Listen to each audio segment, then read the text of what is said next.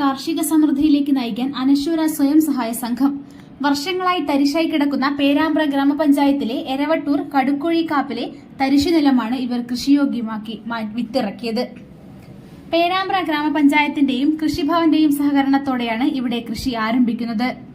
തരിശായി പുല്ല് നിറഞ്ഞു കിടന്ന 15 ഏക്കറോളം വയലാണ് കൃഷിക്ക് അനുയോജ്യമായി ഇവർ പാകപ്പെടുത്തിയത്.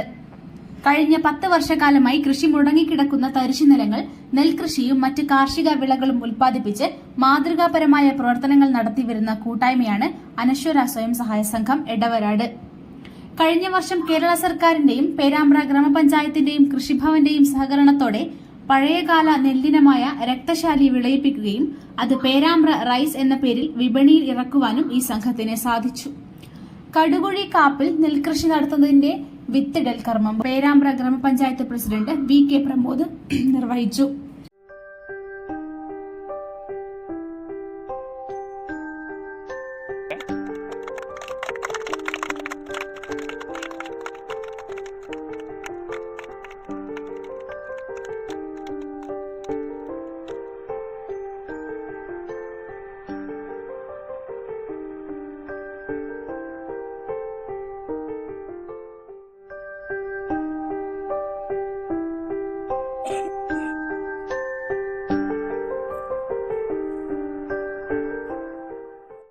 കേവലമായ നെല്ലുൽപാദനം കുറയുന്നു എന്നുള്ളത് മാത്രമല്ല, ഒരു നിശ്ചിത സ്ഥലത്ത് നെല്ല് ഉൽപ്പാദിപ്പിച്ചു കഴിഞ്ഞാൽ ആ പ്രദേശത്തെ കുടിവെള്ള പ്രശ്നത്തിന് വലിയ തോതിലുള്ള പരിഹാരം ഉണ്ടാവുന്നു എന്നുള്ളത് നമുക്കറിയാം. നമ്മുടെ നാട്ടിലൊക്കെയുള്ള വയല് ഓരത്തുള്ള കിണറുകൾ സാധാരണഗതിയിൽ വറ്റാറില്ലായിരുന്നു.